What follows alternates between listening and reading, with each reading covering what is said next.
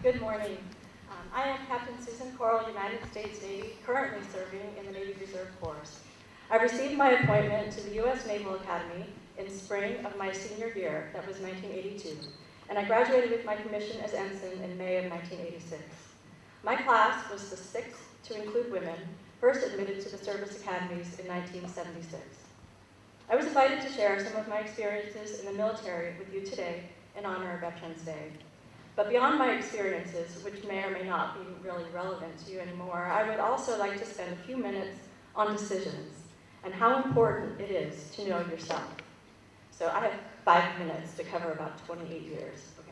So with the Navy, I have crossed the equator on board the USNS Chauvigny to become a shellback, completed the challenge course, high obstacles with Marines at Quantico, used celestial navigation to pilot a YP of the eastern seaboard, and even flown a Navy jet. Okay, it was a trainer, but I did it. I have served tours as XO, Executive Officer, OPSO, Operations Officer, Training Officer, FDO, CDO, Commanding Officer, and Battle Watch Captain. My point is not that I am special. My point is that I made the effort. I tried different things. Ultimately, my service selection at graduation was oceanography, which is a restricted line community. An oceanography major at the Naval Academy. This was the main reason I wanted to go to school there, the opportunity to specialize in ocean studies. I knew in first grade that I needed to study the oceans. I have always had a deep respect for their immenseness, mystery, power, and potential. Growing up on the East Coast, I spent summers working as a lifeguard at our local pool. Naval oceanography involves the physics of the oceans, currents and layers and depths, and how different densities of water propagate sound waves. Very mathematical, lots of computer modeling, fun to visualize, maybe even draw. Oceanography became my passion and my job. And as with any job you hold for a long time, it necessarily changed in response to external inputs.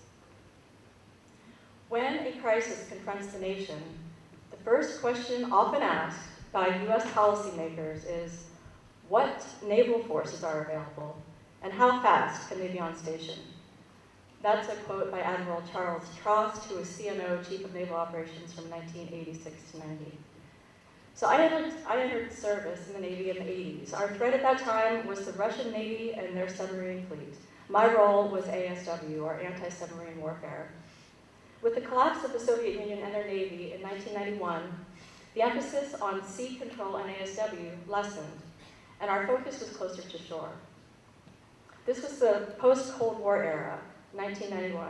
Naval strategy was based on the overall military strategy of the United States to engage in two simultaneous, limited wars along separate fronts.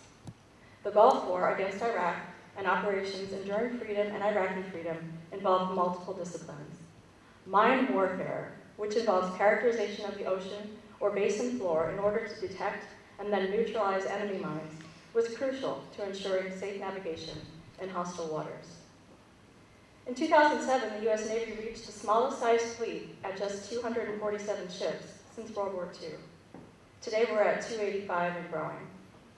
We relied on special operations and highly accurate strike missions to combat the war on terror and piracy on the high seas. Technology's role, always important, became essential.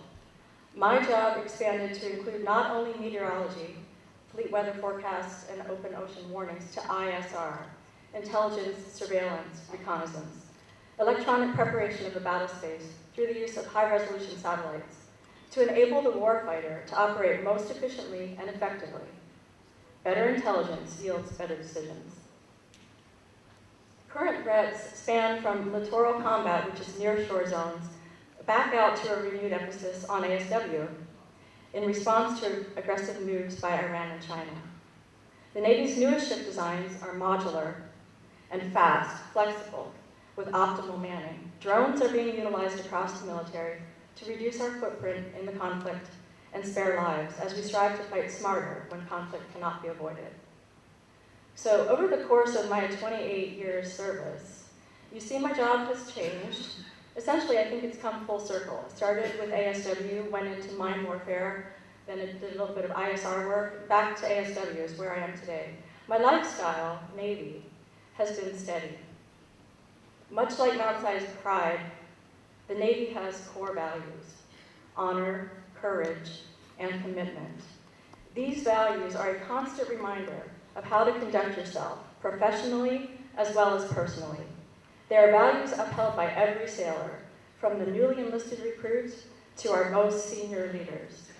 Values to which we are all held accountable every day. Values which guide our decisions and mold our lives. Sometimes referred to as a moral compass, these shared core values keep us on a true course. I believe it is vital that each of us has a set of core values that we navigate life by. These values are probably formulated by your family and influenced by your school and your friends, hopefully to a lesser extent manipulated by the media. The key to adopting a strong set of positive values is to know and have respect for yourself, your core beliefs. I encourage you all to take time now to really get to know yourself, understand what motivates you, what challenges you, what drives you, what you enjoy. Then set your course. Often on Veterans Day, we hear the words, "Thank a veteran for their service." This is a fine gesture, but let's take it one step farther. Respect these veterans by demonstrating through your beliefs and your actions that their sacrifices are appreciated. You value your freedoms and way of life, and you uphold them. The future is truly yours. My time is up. Thank you for your attention.